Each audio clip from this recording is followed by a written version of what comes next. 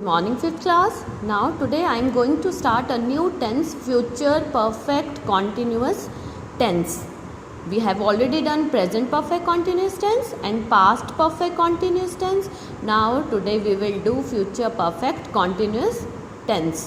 अब देखो इनकी पहचान क्या है कि इन वाक्यों के अंत में रहा होगा, रहे होंगे, रही होगी आदि शब्द आते हैं। अब आपको होगा कि ये शब्द तो फ्यूचर कॉन्टिन्यूस टेंस में भी आते हैं, बट इनमें क्या डिफरेंस है? इनमें क्या होगा, भविष्य काल में कार्य का जारी रहना पाया जाता है, ठीक है, और समय के साथ से का उपयोग किया जाता है। और इनके वर्ड ऑर्डर क्या है? Subject plus will, shall, have plus been. यहाँ पे विल और शैल के साथ हैव बीन का यूज़ होता है और वर्ब की फर्स्ट फॉर्म के साथ ING plus object plus since, for plus time phrase. अब फर्स्ट टेंस है तुम सुबह से धूप सेक रहे होंगे।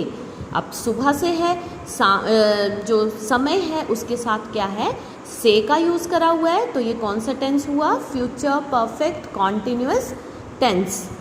तुम सुबह से धूप सेक रहे होंगे, तो यू विल, यू के साथ विल यूज़ होता है, यू विल हैव बीन, हमने विल के साथ हैव बीन यूज़ करना है।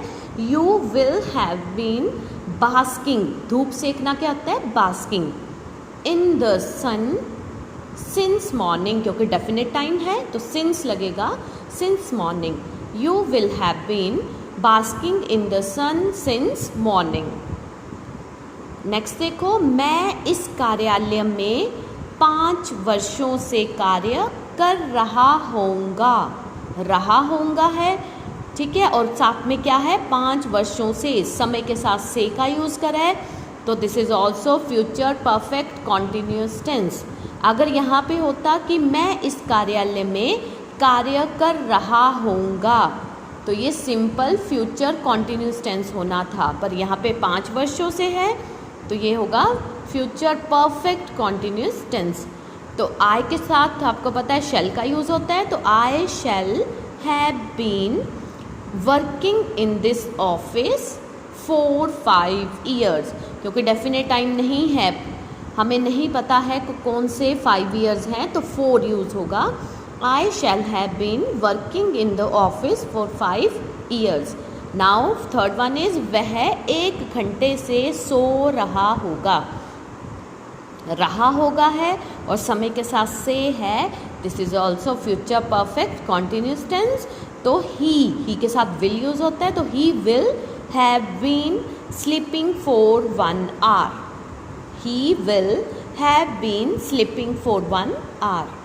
Now fourth one is Sita सोमवार से नाचना सीख रही होगी।